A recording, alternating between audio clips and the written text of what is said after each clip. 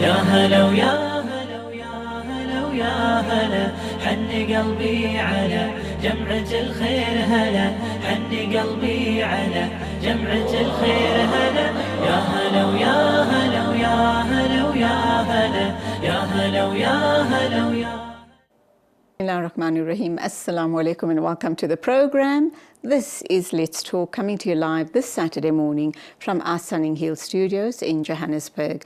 We hope you're going to keep us company till 10 o'clock. As always, 3 interesting interviews, and we also hope you'll become a part of the conversation. We're going to talk to a 12-year-old wonder girl, 12 years and already designing school bags. One wonders what's going to happen 12 years hence. What is she going to be designing, or what sort of space is she going to be in if she's already displaying entrepreneurial skills at this very tender age? We'll be looking at the water situation in Cape Town with BDS and their refusal to allow Israel to assist Cape Town with the desalination program. But right now we're looking at toxic relationships. What exactly are they? We are often told that you need to walk away from a relationship that you believe is toxic. So what exactly is toxicity in a relationship?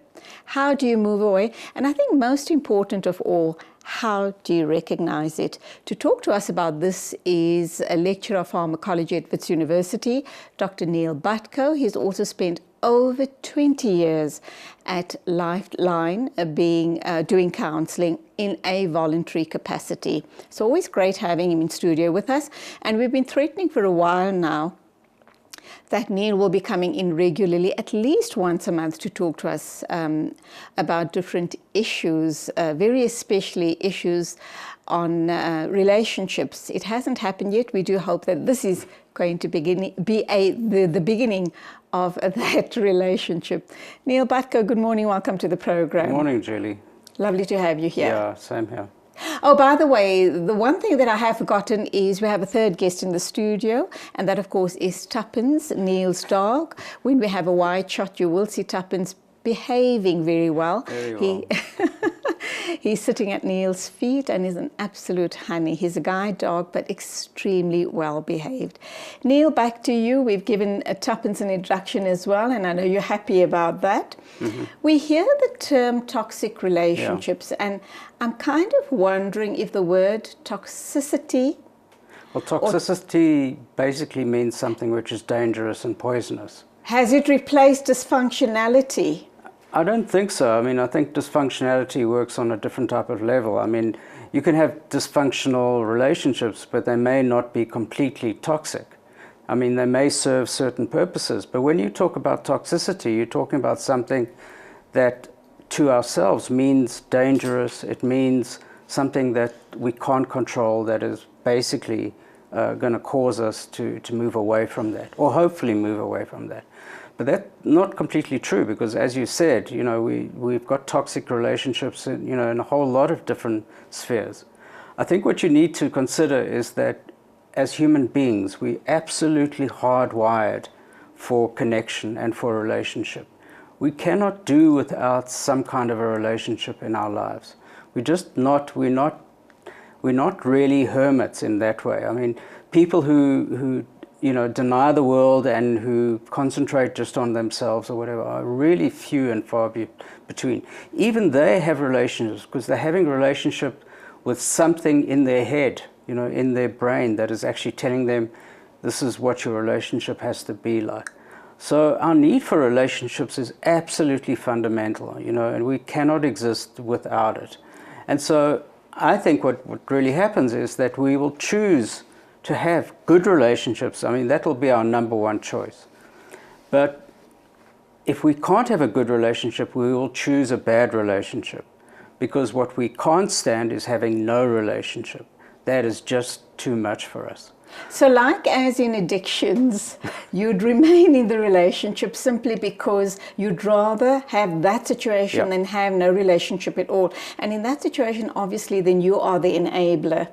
Because you feel, I'd rather have my partner, whom I know is an addict, but know that he's in the house, is safe with me, and you probably even allow him to do his drugs on your property simply because you feel that's the safer option for you. Yeah. So with a toxic relationship, you remain in the relationship simply because you don't want to be lonely or left alone. I think that feeling of isolation and loneliness is a horrendous one. And people will choose to have a relationship, even how bad it is or how toxic it is, rather than be in that state of complete sort of isolation. And it's because it's almost like you don't exist. You know, you've got no sort of connection with anyone out there. You don't exist. And what we work also so hard at is getting acknowledged from the people around us. You know, our brothers, sisters, mothers, fathers, we're desperate for acknowledgement. And it's what we sometimes call in transactional analysis called strokes. And so what we're looking for is strokes from people around us. Positive strokes. Positive strokes. We're looking for good strokes. If we can't get good strokes, just like relationships, we will go for bad strokes. Because what we don't want is no strokes. As long as you get that little bit of As long as you're getting some, acknowledgement. So if I'm getting something back from you that says, you know, I don't like what you're doing, or I think you're an idiot, or whatever, at least that's better than if you just withdraw completely and cut me off. Okay, so let's ask the all-important question. What does a toxic relationship look like? And we're not only talking about a romantic relationship, Yes. we're talking about mother and child, between siblings. You even get toxic relationships in the workplace. What do they look like and how do you deal with them? I'm also thinking a lot of women put up with a lot of nonsense and rubbish in their lives. And they kind of almost accept it. They'd probably be years in the relationship. Yes. But they'd stick with it. And when people challenge them about being in the relationship, their response would be, the response would be, oh, I'm used to it. Is that good enough? I don't believe so, no. I think that's also where counseling comes in, because it's what counseling and therapy actually do is to give you a different way of looking at the world and saying, you know, something is causing you to come to counseling. Something is saying, this is not right. I'm not feeling right about this. And it's not acknowledging my needs and my place in this relationship. But people will work very, very hard in relationships to keep that relationship going. And I think they do it for a number of reasons. I think the safety reason is one of them. You know, to try and find somebody else means you have to basically put aside all these old ways of doing things and embark on something new. And that's really, really scary for a lot of people. So they're not going to choose that one necessarily. Then you've also got the whole thing about the family and keeping the family together. And family is so important to us, you know, as human beings. Again, we don't just give birth to this person and then chuck them out into the world. We invested in this person growing up and following a lot of what we do in life. So, you know, that's where our genetics really have hardwired us into this type of thing of being.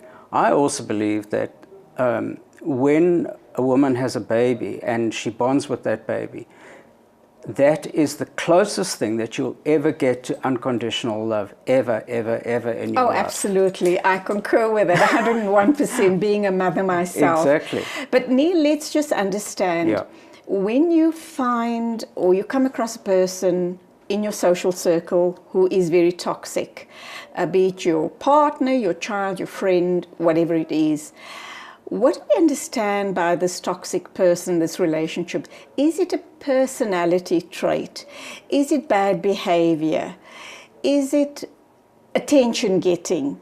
And how do they behave to make you feel that there's something terribly wrong in this relationship?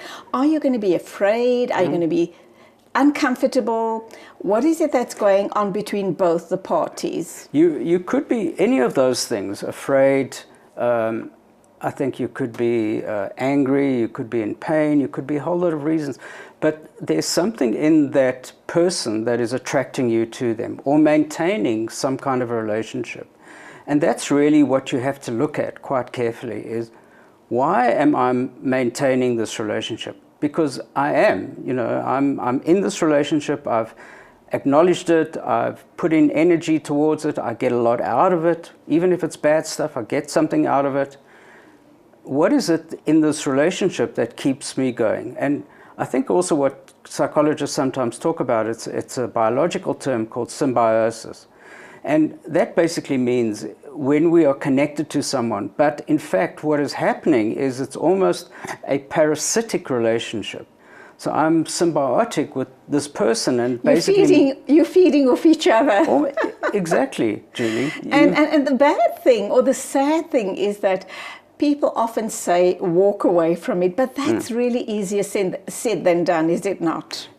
Because it's overlaid with a whole lot of history, geography, beliefs, physiological ways of doing things, behaviors, thoughts, emotions.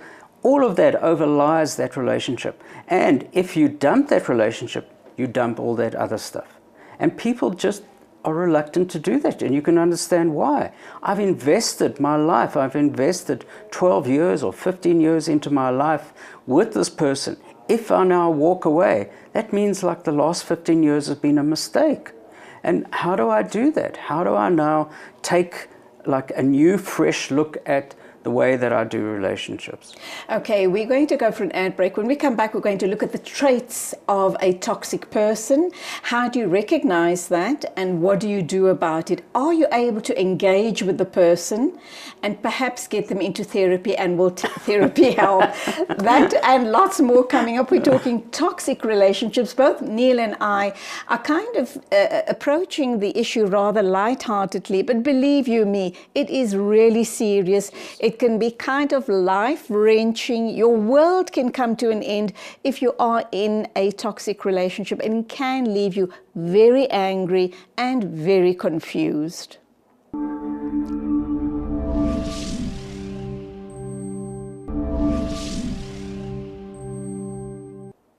And we're talking toxic relationships in the first part of the show. Dr. Neil Butko is our guest. He lectures in pharmacology at Wits University, but he's also spent 20 years or more at Lifeline. He's still with Lifeline, by the way. He is a counselor, so obviously comes with lots and lots of experience as regards relationships. So Neil, how do we recognize, what are the signs and symptoms of someone being very toxic? Well, I think if you're saying to yourself, I'm with this person, but somehow my needs are not being met. This person doesn't really see me or hear me or acknowledge me. All they want to do is criticize me and change me and alter me in many ways. You've got to say to yourself, like, what is that all about? Isn't that also, aren't you describing a bully? Well, they are, but I mean, bullies are just, if you're looking at what they're trying to do, is that they're trying to get some power and control over a situation because it makes them feel better because there are inadequacies in their lives. So often, you know, a bully in a relationship will be a toxic person that will do this in order to try and get their needs met by the other person. And rather than trusting in that other person and saying, I'm in a relationship with you, I love you, I trust you, you know, let's talk about the things that happen in the relationship. You know, in the toxic relationship, you'll never talk about what the real issues are. You'll always go underground in order to get some of those needs met. And people will do the most dreadful things in order to get their needs met, Julie, and you know that. So, you know, those are what toxic relationships. One of the things that you always struggle with is if you're in a relationship with a narcissist or a sociopath, because there it is very, very damaging. And really, you can't really change them. You know, you can't change the narcissist. You can't make them believe in you. And the sociopath is, you know, just something who's incredibly dangerous. You know, because they will take the relationship to new heights of toxicity, like suicide, homicide, and landing up in jail or whatever.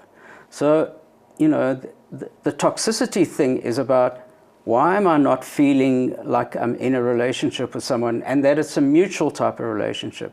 I give, you give, we both give, you know, we do things together and whatever. You know, I see, you know, my clients that come in as couples, and you can tell as they walk into the room, you know, they are engaged in this horrendous relationship. And why are they engaged in it? Because they just don't trust themselves to be out of that relationship. Can therapy help at all? When we talk about a toxic relationship, I'm also thinking about a new relationship that is forming. And should people look out for red flags? Let's assume it's a couple of months old only, but already there are furious fights and a lot of name calling and swearing perhaps as well that's going on here. Absolutely. And the one person or the one partner would accuse the other partner of pushing her buttons. You've pushed my buttons, or you push my buttons all the time, and that is why I react the way I do. What are we saying about that relationship? Because what you're saying, when you say push my buttons or make me mad or whatever, what you're saying is that I have some kind of knowledge or understanding about you. And we have some kind of a relationship that is meaningful in some ways, because we start from some kind of a point of having a connection with each other. So if you're pushing our buttons, it basically means is that there are issues that we need to deal with in this relationship. Can we deal with them, or is it going to be an individual type of response where you saying to me, you've got the problem, you fix it? And you know, that's not helpful in couple relationships at all. And I get that also with all my clients. You know, they walk into the room and virtually from from day one, they're already saying, he or she is the sick one, fix them, and this relationship will be okay. But of course it's not like that. Is that true? Never, it's never true. Because you only have control over your own life. You don't have control over somebody else's life. And that's what's happening often in a relationship, is we want the other person to change so that we can feel more powerful, more justified. You know, we can be the good one, if you like, rather than, you know, the bad one with the bad attitude. So, you know, toxicity is there as a flag, as you said, to warn us. This is bad. This needs some work. Now, I think what is also difficult is that if you're in a toxic relationship with someone like a mother or your son or daughter or something like that, that is often very, very difficult to negotiate your way out of, because it means denying your flesh. I mean, and that is almost unheard of, you know, when we talk about human relationships. Can it be fixed? And do we have situations where we have two people or perhaps both partners that are equally toxic? What's that relationship going to look like? That in its worst form, that relationship is going to look like an addict and a codependent. So the addict, you know, is staying in this relationship because they can get, you know, they can get the enabler to look at what their needs are, you know, they will support them. And the enabler is getting something out of it also, because they're trying to ensure that the addict is safe, that they still love them, that they play an important role in their life. And so you can see those relationships from a mile off, that they're toxic, that these people are actually in a downward spiral, and that this is heading for disaster. And it usually is, you know. And as I said, what that relationship is going to land up in is suicide, homicide, or the madhouse. And so that would, you know, people would rather have that than no relationship at all. I know this is a very general question because people are so very different. But let's take a toxic relationship. How much of work would be involved? And I should imagine, you know, I can't say to you, you're my partner, you are toxic, you go for therapy. I have to be in therapy as well with you. I absolutely agree with that. And how long is that process going to take? Well, how long is a piece of string? You know, it could be weeks, it could be, you know, months, years even sometimes. You know, and also what I think is also important, Julie, is that there's a whole lot of different ways of finding help and getting some insight. you know, therapy and counseling not the only ways. There's lots of self-help books. There's going online. You know, there's all of these different, even like watching a movie or something like that. But what could be the greatest healer is your relationship with that person. You know, if they could also look at their role and see what their role is in the relationship, then they could be the person that actually heals you and stops you from acting out a lot of your stuff.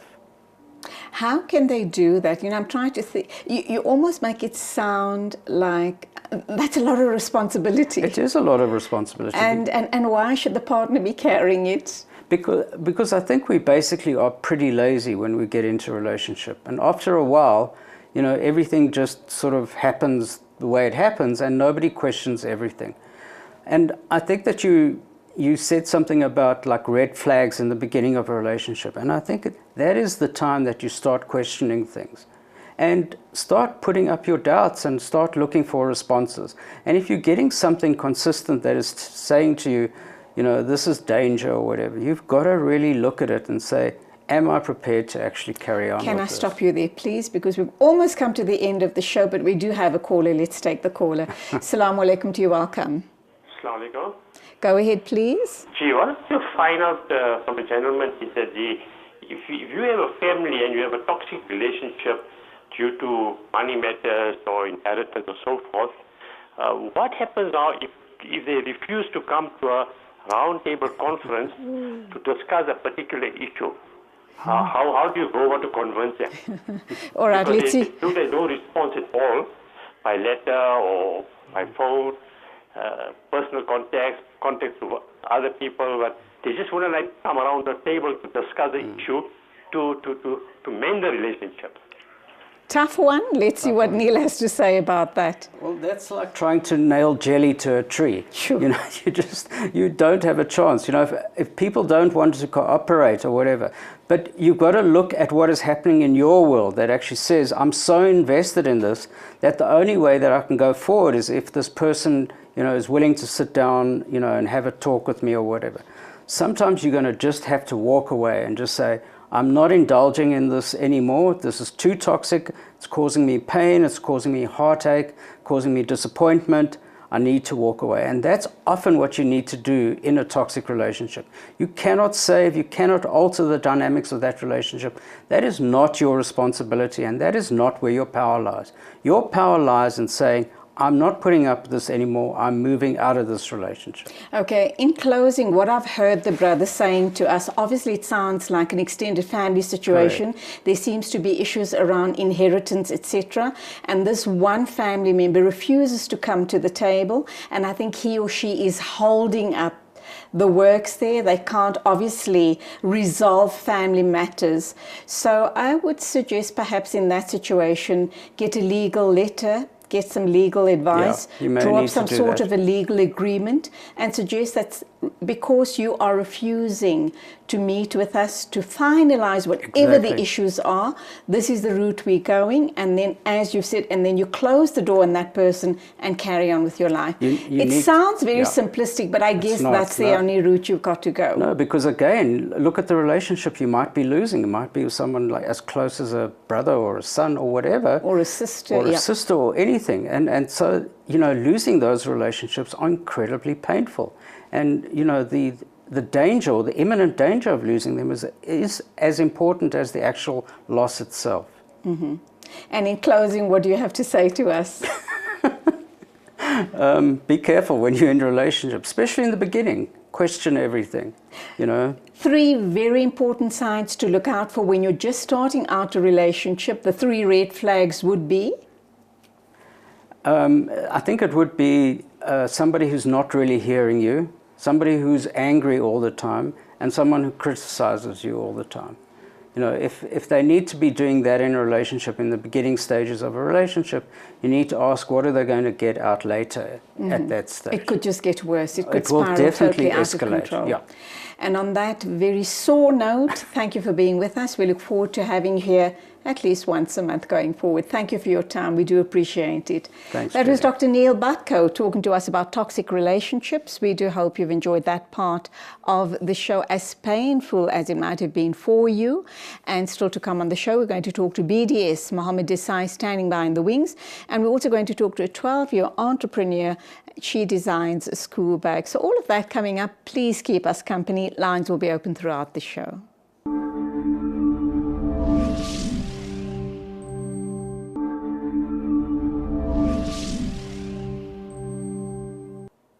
We're talking to the 12-year wonder girl, Sunay Steenkamp. She is an entrepreneur at this very tender age. And if our producer gives us a wide shot in the studio, you'll see all the gorgeous bags that she has crafted, including these stationery pouches as well. She also does sports bags, which she hasn't brought in, but she's talked to us about it. So we'll talk to her some more. And if you're out there and if you've got some great ideas about becoming an entrepreneur, listen closely, because your dream too can become a reality. So now, what are the challenges as a 12-year entrepreneur? What are the type of things that has already gone wrong and you've learned from those mistakes?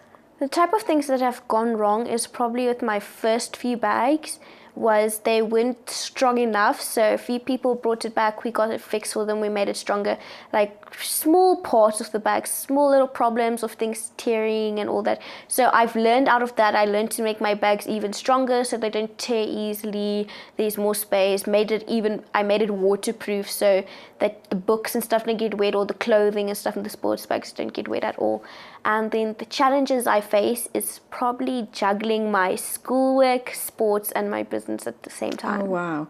Mom and Dad are obviously very strict on you as far as schoolwork is concerned, because it's great, and I know that they do support you and encourage you to carry on with all of this, because I think it's marvelous. But at the same time, you've got to be very focused on your schoolwork. How do you balance the two, or the three: sports, school, and obviously your business? Well, by balancing my schoolwork and my business and my sport, I try concentrating in the class a lot and listening to what's happening, because most of the things that happen in the class, we don't study in our books, but is knowledge that we have to learn to write and test. So I tried listening there, finishing my work so I have less homework. Yeah, making notes so I have less homework to do after school, that I can just finish my sport, and when I finish with that, I come home, I do the little homework I have, and then I check up with my bags and make sure that they're best quality. I do a stock count and all this different type of things. So how many people have you employed, and how many bags per week do you actually produce? I've employed 2 seamstresses, and wow. we make about 10 bags a day. 10 bags a day. Gee, that's amazing. And they full-time? Yes, they work Monday to Friday, and then they work Sundays too, just to get in extra time for in case the taxis or something ran late on the way to work. And what about your overheads? I'm thinking you're running a business with 2 full-time staff. Are you making money? Yes, I'm making a lot of money. I sold at least about 50 school bags now from January. Sold about 50. I've sold to different type of stores, like Pendant Stationery holds my stock. I actually have my salon holds my stock, so that when people come in, they can see it, and if they have children, they can look, they can buy it too. So I've sold quite a lot. I've made a lot of money, yes. I suppose you do realize that things will kind of taper off for the rest of the year and then pick up again with a new academic year that starts up again. Yes. Are you prepared for that? I'm totally prepared for that, because as soon as it goes down before the new academic year, I can come up with new designs and different types of looks in that time, and then those I can give out the new term.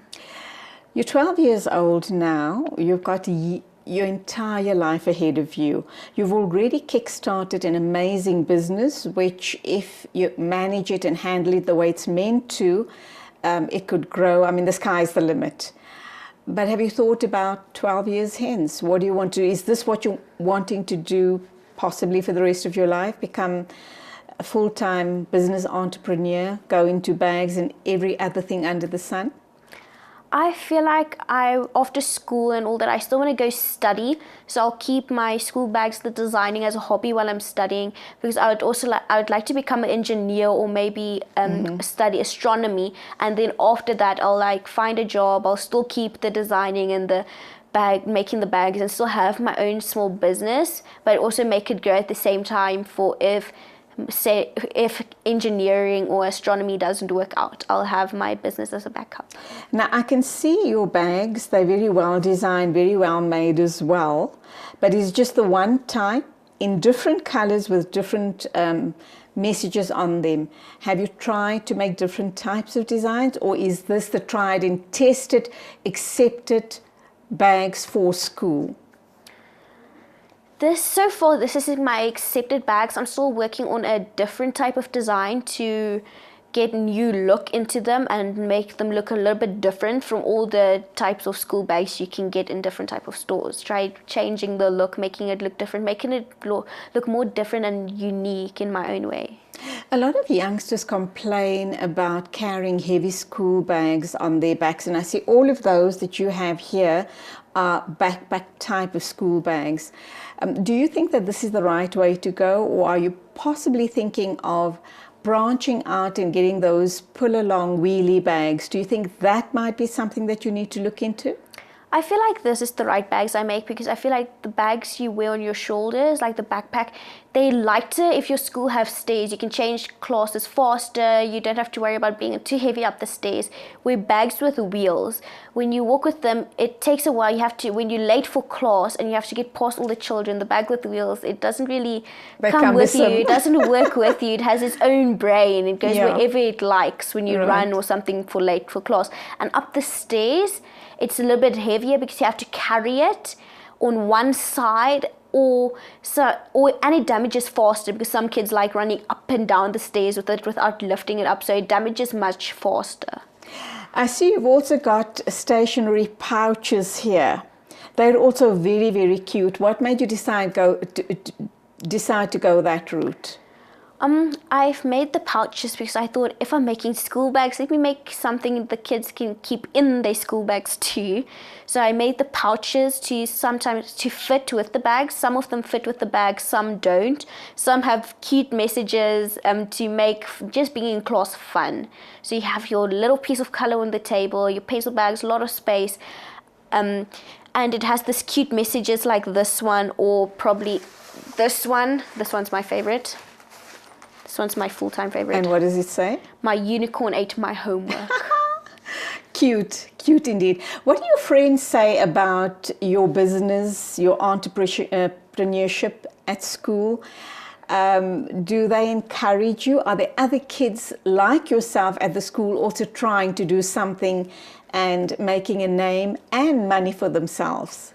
There are a few kids in my school trying to make a name for themselves and making money on their own way. Like, I know this one girl, she tries making different types of jewelry and selling them.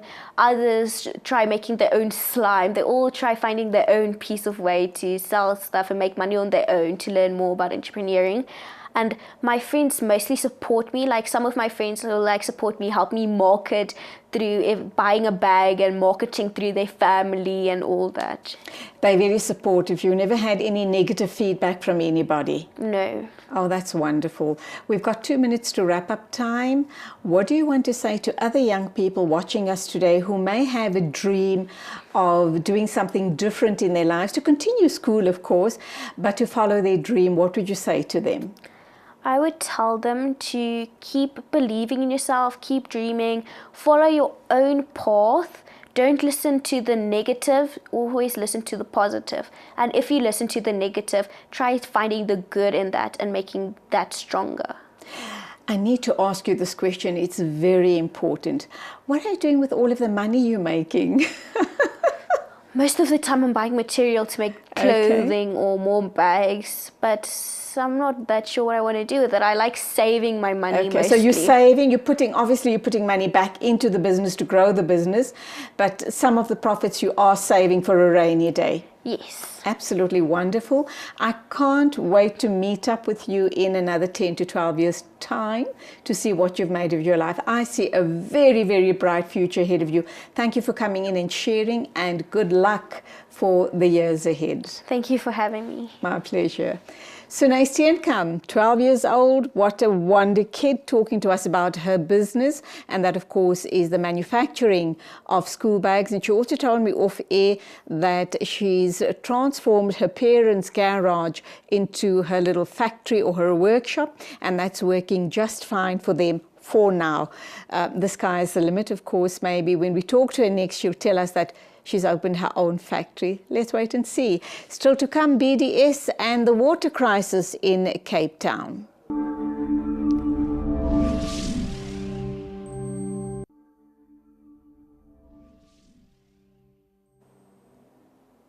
And welcome back. We do apologize for that long Nasheed break, but unfortunately our next guest, Mohammed Desai from the BDS, was held up in traffic. You know, we're in an area where there's just crazy traffic patterns, so we will forgive him this time around. We're here to talk about a very important issue, and that is, of course, Day Zero, the water crisis in Cape Town, and Day Zero being just around the corner. What is the situation and what's the issue with Israel wanting to support South Africa and particularly the Western Cape with desalination processes? Let's look at that and a whole host more. Mohammed, assalamu alaikum, welcome to the program. Walaikum salam, jazakallah for having me. My pleasure entirely, and sorry about the hold up in the traffic. I hope it won't happen sincerely. again. Okay, a very worrying situation. Day Zero is just around the corner. And of course, people are so desperate that I guess they'll sell their souls to the devil by wanting to enter into an agreement with Israel to help with the desalination program. But I also understand that there was a petition that was drawn up in the Western Cape, people wanting to go this route. Would you say more of the people are in favor or less of the people? Well, Auntie Julie, I think that it's great that this topic is being discussed. Firstly, the situation in Cape Town is horrendous currently as we speak. It's really a desperate situation. It's really an urgent situation. And it seems as if the Western Cape government hasn't done enough or didn't do enough planning. And thus, we're in this position now when we're in this situation. Israel is conveniently and opportunistically trying to enter this space and trying to enter this gap that has been created by the non-action, by the local municipalities in that area. Israel claims that it has this technology. Israel claims that it can turn salty water into drinkable water. But the truth is far more complex. The truth is that, firstly, Israeli technology is highly subsidized by the US government. So any technological equipments or any technological advancement by the state of Israel is at a subsidized price and cannot be implemented by other governments, especially third world countries and African governments.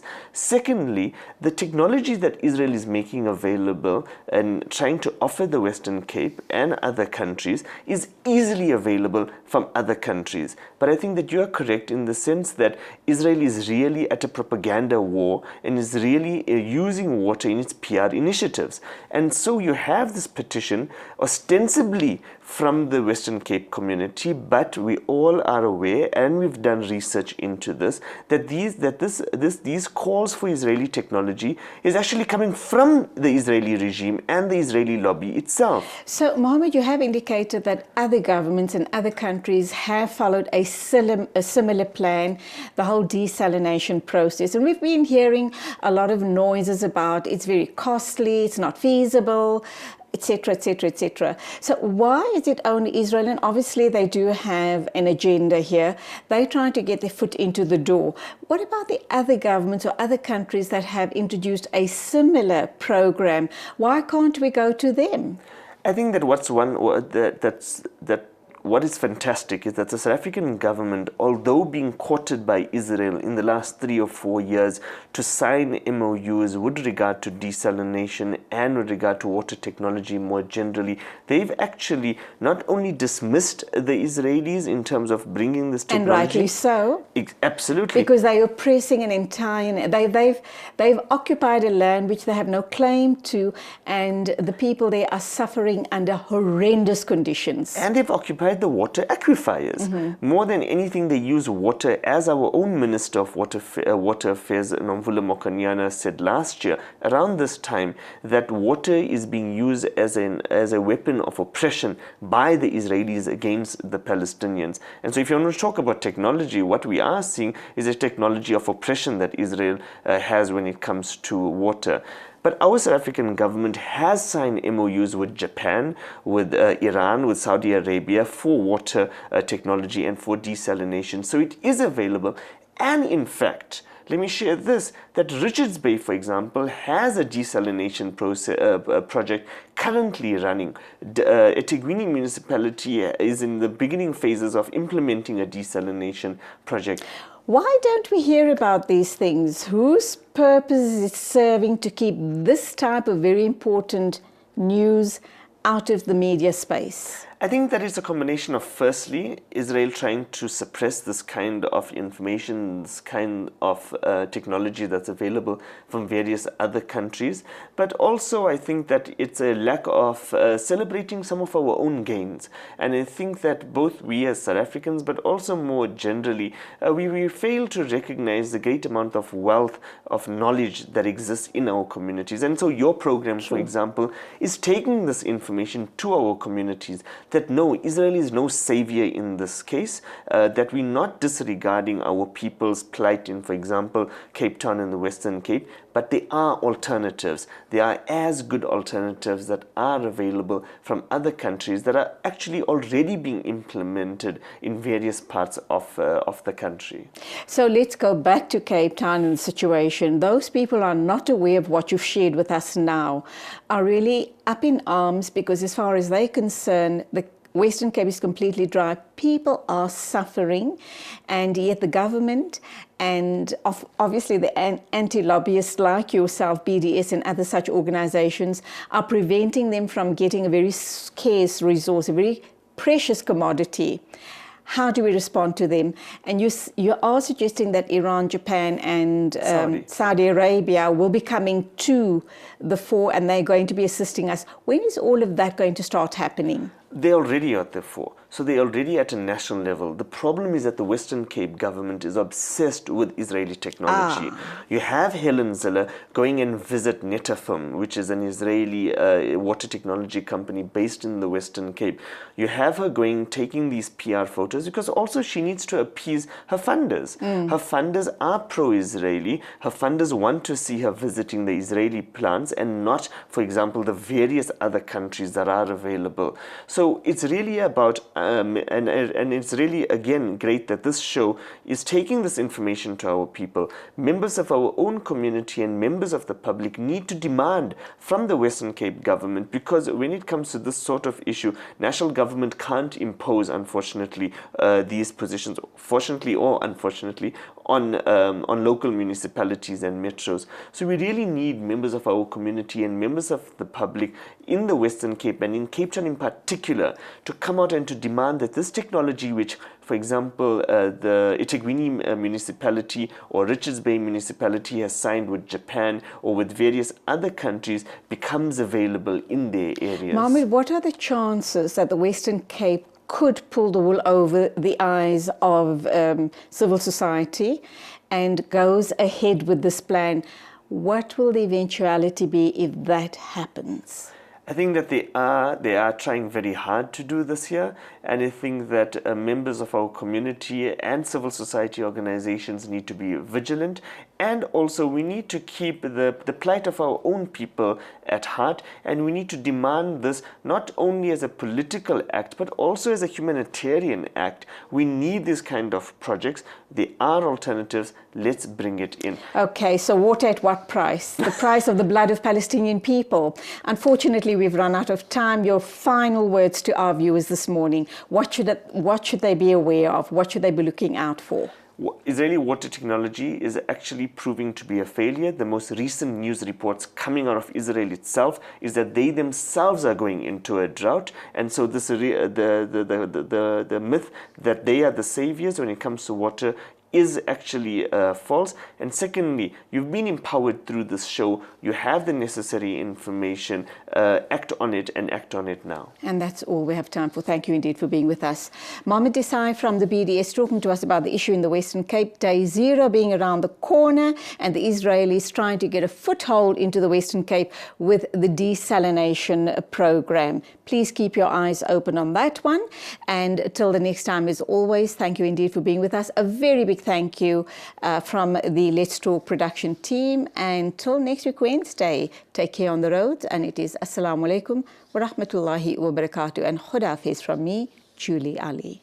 Ya hala, ya hala, ya hala, ya hala, ya hala, ya hala, ya hala, ya hala, ya hala, ya hala, ya hala, ya hala, ya hala, حن قلبي على جمعة الخير هلا، حن قلبي على جمعة الخير هلا، يا هلا ويا هلا ويا هلا ويا هلا، يا هلا ويا هلا ويا هلا ويا هلا، يا هلا ويا